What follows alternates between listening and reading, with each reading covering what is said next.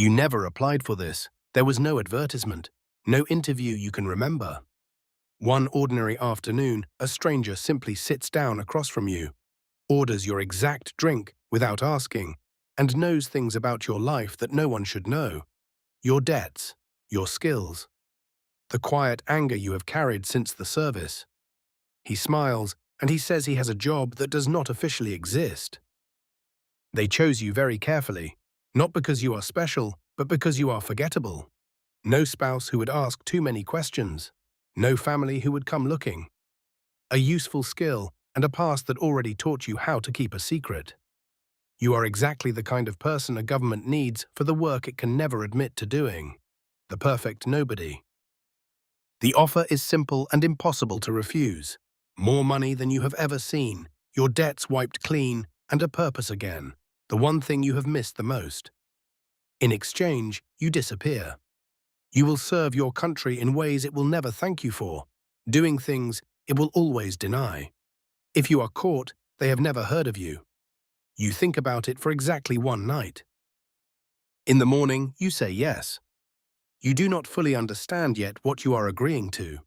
You tell yourself it is patriotism, or the money, or the thrill, but underneath all of that is something much simpler. You want to matter. You want to be the man who does the necessary thing that no one else can stomach. You sign nothing at all. You just vanish. That is the moment your old life quietly ends. You will keep your name for now, but it already belongs to them. Somewhere in a building with no sign on the door, a file is opened on you, and it will never be closed while you still draw breath. You walk out of your apartment one last time as an ordinary citizen, and you will never be one again. They take you somewhere that is not on any map, and they begin to take you apart. Everything ordinary about you is stripped away and rebuilt into something useful. You learn to notice the exits in every room, the reflection in every window, the weight of a lie in another person's voice. Within weeks, you cannot walk into a cafe without counting the threats. You will never switch it off again. You learn to shoot, to fight, to drive like the road is trying to kill you. But those are the easy parts. The real training is inside your head. How to lie so smoothly that your own heartbeat believes it. How to read a person in seconds and become whoever they need you to be. How to feel nothing on your face while your mind races. You are becoming a weapon that just happens to look like a man. They give you a legend, a whole false life built detail by detail. A name that is not yours. A history you must know better than your real one. Pocket litter and receipts and memories that never happened. You practice your new self until the seams disappear completely. The frightening part is how good it feels. Out there as someone else, you are calmer and sharper than you ever were as you. They teach you the coldest lesson last. Trust is a tool, not a feeling. Everyone you meet from now on is an asset to be used, a threat to be managed, or a liability to be cut loose. Even the people who recruited you, especially them. You will spend the rest of your life surrounded by people, and you will never again be allowed to truly let a single one of them in. Your final test is not on a range. They send you into a real city with a real task and no backup, just to see if you break. You follow a stranger for 3 days without ever being seen. You talk your way past people who would jail you if they knew. You feel the fear turn into something else, something clear and cold and almost joyful. You pass. Of course you pass. And then, one grey morning, the training simply stops. No ceremony, no certificate, nothing to prove any of it ever happened. A handler you will come to know only by a code name hands you a phone and a plane ticket. The man you used to be is gone for good. What is left is an instrument of the state that does not officially exist. You are ready now, God help you. Your first real assignment sounds almost harmless. Watch a man, learn his habits, his weaknesses, the people he loves. Report everything and do nothing else. So you become his shadow in a foreign city, closer to his life than his own family. And you tell yourself you are only gathering information. But somewhere deep down, you already know. They do not build a weapon like you simply to watch. You get close. You engineer a chance meeting, a shared interest, a friendship that costs you nothing because none of it is real. He likes you, he confides in you. He has no idea that the affable stranger buying him drinks is memorizing every word for men he will never meet. This is the part they do not warn you about. How easy it is, and how much you hate that you are good at it. Then the order comes, cold and final on an encrypted line. The watching is over. What they need now is for the man to be gone. For a long moment you sit very still, the phone warm against your ear, and you feel the last of your old self waiting to see what you will do. You think of the money, you think of the mission, and you tell them it will be done. What happens next, you will never describe out loud to anyone, not for the rest of your life. It is quiet and it is quick. And afterward the city goes on exactly as before, utterly indifferent. No alarms, no pursuit, just a small item in tomorrow's paper about an accident, if there is anything at all. You have crossed a line that does not let you back. And no one will ever know it was you. You expect to feel like a monster. Instead, you feel almost nothing at all, and somehow that is far worse. You go back to your hotel, you shower, you eat a meal you cannot taste. The world has not changed. There is no thunderclap, no hand on your shoulder. You simply got away with it, cleanly, exactly the way they trained you to. And that terrible quiet is the sound of the person you were dying. Your handler's only response is 2 words. Well done. No name is ever spoken. No reason is ever given for why the man had to die, and you learn very fast never to ask. You did your job, and the machine you serve is already pointing you at the next one. You wanted to matter. Now you do. This is what mattering actually costs, and the bill has only just begun. They send you deep now, under a life that is not your own, in a country that would execute you if it ever learned the truth. You rent an apartment, take a cover job, nod to your neighbors every morning. To everyone around you, you are an ordinary man with an ordinary name. Only you know that every smile is a performance and that a single slip could end you in a basement with no windows. You live 2 lives braided together so tightly, you sometimes lose the seam. By day, you are the mild-mannered man of your legend. By night, you service dead drops, turn frightened locals into informants, and send secrets home in short bursts of code. You are lonely in a way that has no bottom to it, surrounded by people you are lying to, serving a country that pretends you do not even exist. You recruit your own assets now. Ordinary people you charm and pressure into betraying everything they know. A clerk with gambling debts, a lonely official flattered by your sudden attention. You tell them you will protect them. Sometimes you even mean it. But you understand, in the cold arithmetic of the job, that they are expendable, and that if it ever comes down to you or them, it will not be you. The mask starts to fuse to your face. You catch yourself lying to people you have no reason to lie to, out of pure reflex. You forget which of the stories are even true. On the rare nights you are truly alone, you look in the mirror and find you are not entirely sure who is looking back. The legend was supposed to be a costume. You are beginning to suspect it has become the only self you have left. It nearly ends in a stairwell in a foreign capital, when a routine meeting turns out to be a trap. For 30 seconds, you are certain you are going to die, and the calm that comes over you frightens you more than the danger itself. You talk, you move, you improvise, and somehow you walk out into the daylight alive. Your hands do not start shaking until an hour later. This is the job now, this is every day. You think sometimes about running, taking the money and the fake names and simply vanishing for real. Somewhere warm, somewhere quiet. But you know too much now, and men who know too much are never allowed to retire. Your own side would hunt you as hard as any enemy. You are useful, and in this world, being useful is the only thing keeping you alive. The day that stops, so do you. By now you have no more illusions about what you are. You are not a hero from a film. You are the thing governments use when the law is inconvenient and the truth is unspeakable. You steal, you blackmail, you deceive, and when the order comes, you end lives, all so that men in clean suits far away can keep their hands clean and their speeches noble. You are the dirty secret that keeps the whole lie running. The missions blur into one long grey corridor, a stolen laptop in one city, a ruined reputation in another, a quiet coup nudged along with a whisper and a suitcase of cash.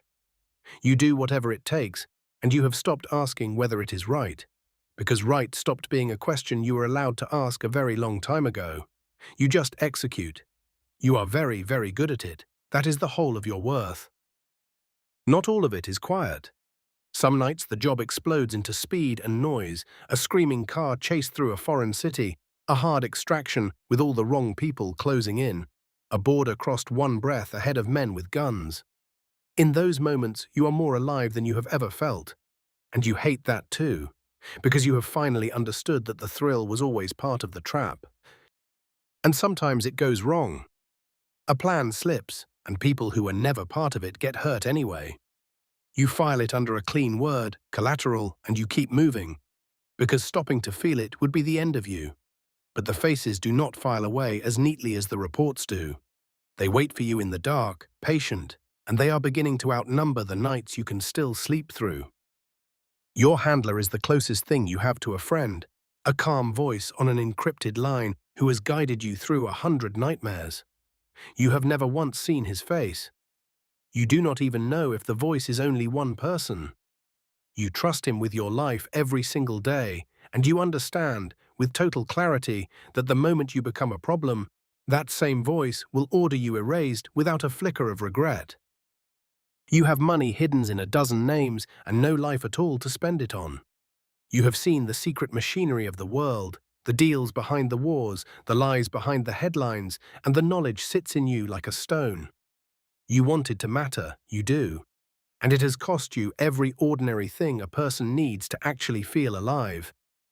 You are essential, and you are hollow, and no one can ever know either. Officially, you are no one. Your fingerprints are scrubbed from every database. Your face triggers no record anywhere.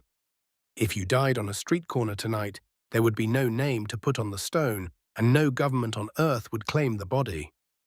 You have become a genuine ghost, walking through the world and leaving no trace at all. It is the perfect protection. It is also the loneliest thing you can imagine.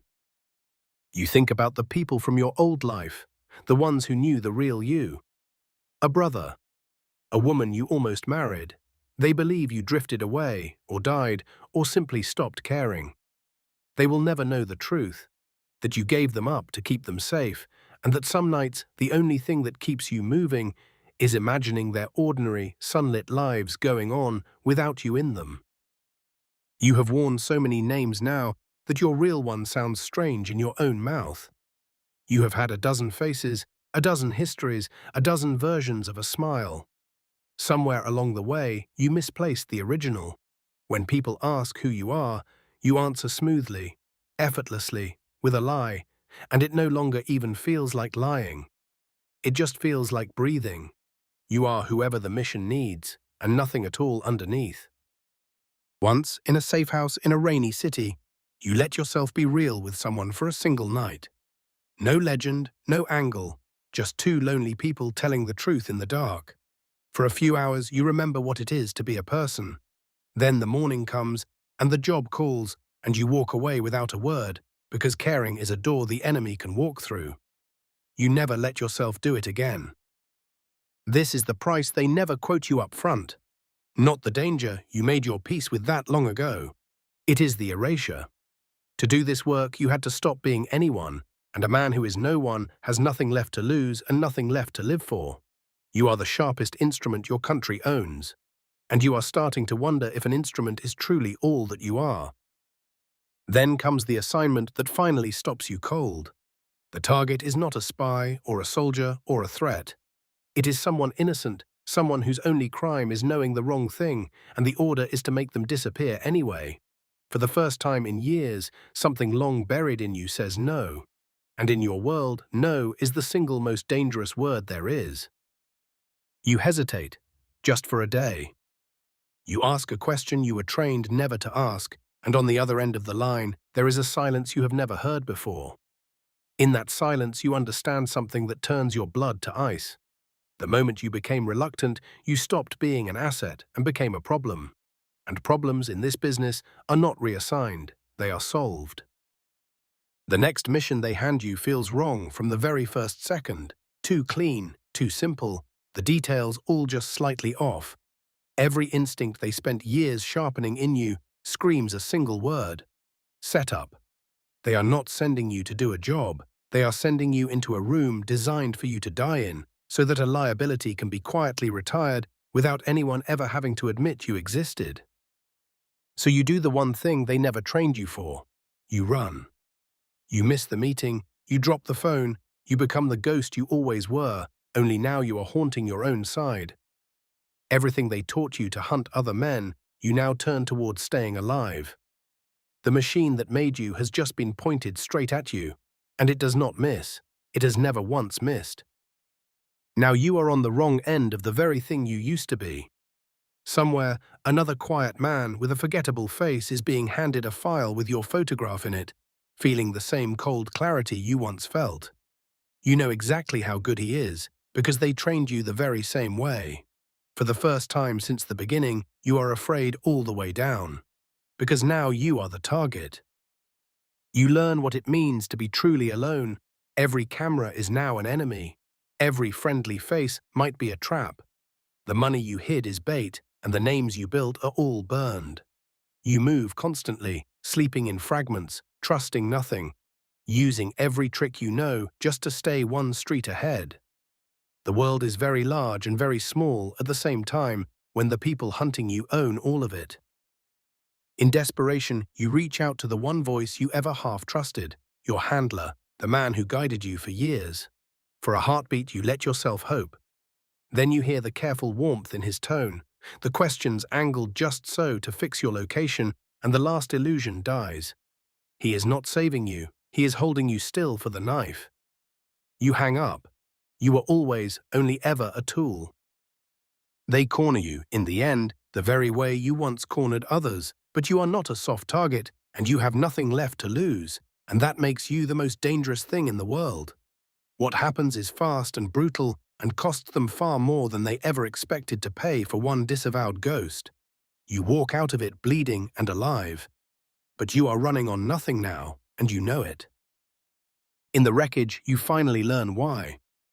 The innocent target, the one you refused, knew about something the men in clean suits needed buried, a crime with their own fingerprints all over it. You were never a soldier for your country. You were a maid, cleaning up the messes of powerful men, and the moment you would not clean this one, you became a mess to be cleaned yourself. Everything you did for them. You sit in the dark with that. Everything you gave, every line you crossed, every person you became and unbecame, all of it in service of a lie told by men who would kill you to keep it. The country you thought you were serving never even knew your name. The cause was never a cause. It was just power, protecting itself. And you were the sharpest, most disposable knife in its drawer. There is no winning this, and you are far too tired to pretend otherwise. But there is one thing they cannot take from you, one final choice that is yours and yours alone. You still have the truth, the proof of what they did, and you still have the skills they gave you. You can die running like a hunted animal, or you can make them pay for it. For the first time in years, you get to decide who you are. So you stop running and you start hunting. You use everything they built you to be against the very men who built you. You do not want the money anymore, or the safety, or even, in the end, to survive. You want the truth to come out, loud and undeniable, in a way they cannot bury with another quiet accident. A ghost, it turns out, is a very hard thing to kill, and an even harder thing to silence. You cannot bring down everything, but you make very sure the world sees enough, a file that surfaces somewhere they cannot reach it. A truth that escapes into the light despite all of their power. Somewhere, clean suits go pale, reading a headline they cannot kill. You will never get the credit for it. No one will ever know your name, but you know. And for the first time in a very long time, that is enough. This is your life as an off-the-books operative. To give up your name, your face, and your soul for a country that would deny you with its dying breath, and to find, at the very end, that the only thing they could never take was the choice of who to be when it finally counted. Somewhere, a stranger is sitting down across from someone ordinary right now, ordering their exact drink.